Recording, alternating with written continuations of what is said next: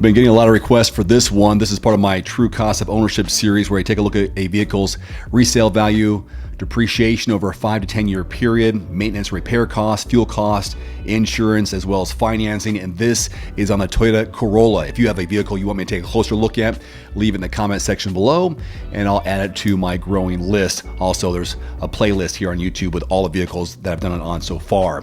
So a Corolla will depreciate 38% after 5 years and have a 5-year resale value of just under $14,000.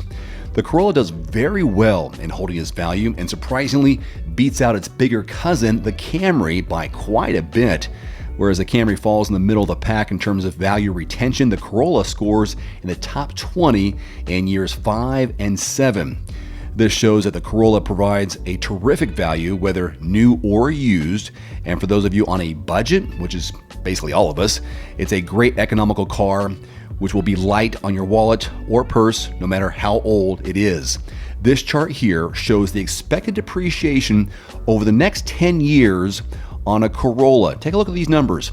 These results are for vehicles in good condition, averaging 12,000 miles per year. Also assumes a selling price of $22,400 when new. So obviously not a top of the line, decked out, bells and whistles version.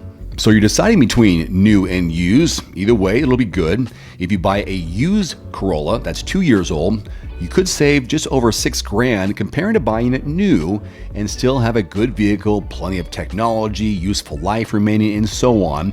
If you plan on keeping your vehicle for 3 years, then the total cost of depreciation would be about $2,400.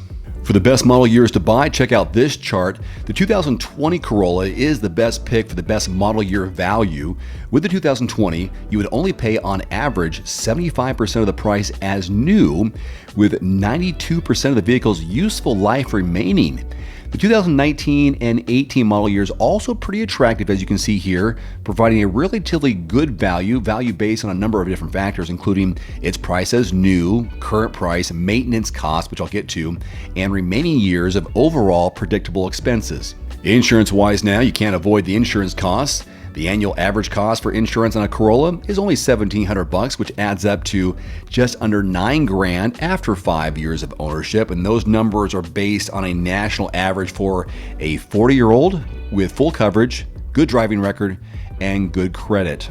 All right, here's the maintenance and repair costs, which will amount to $1,100, just $1,100 after 5 years. And those expenses include the scheduled maintenance, normal wear and tear, and expected repairs, excluding any free warranty work when you get the vehicle and have the warranty. And so free warranty not included in this initial number. If you need to finance your new Corolla, it would be around $2,600 after 5 years, assuming you went the route of a 72-month loan with an APR of 4.75% and a 20% down payment. You can avoid some of those things, of course, if you wait for specials, go to your credit union, and so on. The Corolla is a smart vehicle when it comes to fuel economy. You will get on average 35 miles per gallon, which works out to $5,200 for fuel after 5 years, or around $1,000, $1,000 a year. Those estimates are based on recently collected national averages for fuel prices, assuming you drove 12,000 miles per year, 55% in the city, 45% on the highway. That is a true cost of ownership look at the Corolla. If you have a vehicle you want me to do a deep dive on, leave it in the comment section below. And if you are looking for a Corolla in your area, check out quotes.everymandriver.com. You'll get the best deals and lowest quotes from a qualified dealer in your zip code. Just go to quotes.everymandriver.com. Here is your ever-shrinking list of manual transmissions available in America for 2022. It gets smaller every year. These are trucks, cars, and crossovers. Let's begin. BMW M3 and M4, Cadillac CT4 and 5V Blackwing, the Camaro and Spark are on there, the Challenger, Ford Mustang, as well as the Bronco. Got a couple of Civics on here, an SI and hatchback, the Veloster N, Elantra N from Hyundai. The Gladiator has a stick, so does the Wrangler, of course. The Kia Forte GT manual, Mini Cooper hardtop and convertible, the Mitsubishi Mirage, as if you'd buy one. There's also the Mirage G4, again, if you're desperate. Nissan Z, Versa, the Porsche 718, 911, Couple of Subarus on here. Love that. BRZ, Crosstrek, Impreza, WRX. Couple of Toyotas as well. The Corolla and hatchback and Tacoma. So Corolla and Corolla hatchback and Tacoma. And then Volkswagen offers the Golf GTI, and the Jetta. That is your list. The only list in America where you'll find vehicles available with a manual transmission. So hang on to it if you have one, because you won't find many more as each year the list gets smaller and smaller. So these are the top 5 most expensive car parts and problems to repair on your vehicle. Number 5, suspension problems. Your suspension system includes your tires, springs, and shock absorbers.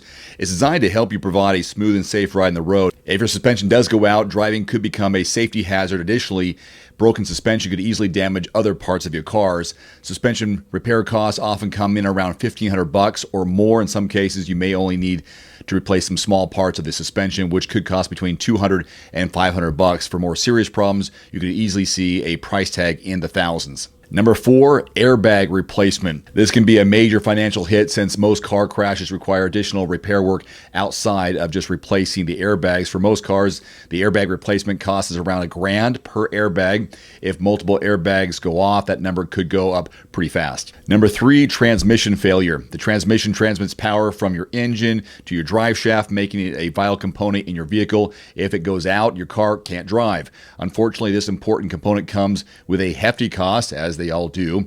Transmission repair costs generally come in around $1,000. However, in some cases, you need to replace the transmission. Transmission repair costs generally come in at around $1,000. However, in some cases, you'll need to replace the transmission altogether. That's far more expensive. Expect to pay anywhere from $1,500 to $6,000 for a new transmission. Number 2, a dead hybrid battery. I hope this doesn't happen to me since I have a Tesla Model 3. Hybrids are good for lowering your overall gas mileage and carbon footprint, making them a great choice for the eco-conscious. However, these cars typically run on a special battery on top of the standard small 12-volt. If a hybrid battery goes out, you have an expensive problem on your hands. Most hybrid batteries are expected to last between 8 and 10 years. A new hybrid battery costs upwards of $6,000. And by far, the number 1 most expensive thing is engine failure. It is by far the most important component of your car. If it goes out, you may as well not even have a car. That's why engine maintenance is so important. A well-maintained engine can last you close to 200,000 miles. However, if something does go wrong or you fail to take care of it, we all do that every once in a while, it will cost you an arm and a leg. A new engine will cost you between $4,000 and $8,000 on average. This kind of cost may force you to decide whether you're still interested in keeping that car or whether it's time to junk it altogether. As a good follow-up here, when is a good time to sell your damaged vehicle if it gets to that point? Well, a good rule of thumb on when to sell: if the cost of repairing your car is 50% or more of your car's value, it might be time to put it on the market. Of course, you have to factor in other considerations as well, including how long will it take to repair your vehicle, how long can I go without a vehicle, and will I have to pay for a rental while I wait. If you happen to be in the market for a new vehicle, car or truck or SUV, and you want to get the best deals and quotes in your zip code, check out quotes.everymandriver.com. It's a free shopping tool. You type in the make, model, and your zip code, and qualified dealers will pop up on the right side of your screen. Just choose which ones you want to work with, and then you are on your way to getting a great quote in your area. If you don't find what you're looking for, or if dealers don't pop up, just expand your zip code. It's a free service at quotes.everymandriver.com. Odds are your vehicle has a 1% chance of reaching 200,000 miles. Is that disturbing? Does that bother you? If you can get that many miles out of your car, that's a pretty good investment, don't you think? Here are the longest lasting cars to reach 200,000 miles. Maybe yours is on the list. So my friends over at iSeeCars.com did a study and sent it to me this morning, trying to figure out which cars last the longest, which cars best demonstrate longevity and reliability for their drivers. So they analyzed more than or nearly 12 million cars to determine which vehicles are most likely to reach that 200,000 mile mark and beyond. Here are the key findings they discovered. Truck-based SUVs represent the majority of this list that you see here. Toyotas accounted for 6 of the top 10 vehicles, with Land Cruiser and Sequoia dominating the competition. 6th-ranked Avalon is the only sedan to make the list. 8th-ranked Highlander Hybrid is the only crossover on this list. In addition to the overall longest-lasting list, they have a comprehensive study that also examined longest-lasting pickup trucks, analysis by brand, and much more. Once you have a chance to review this, you can see the link below and see if some of these vehicles are something you want to look into in the near future.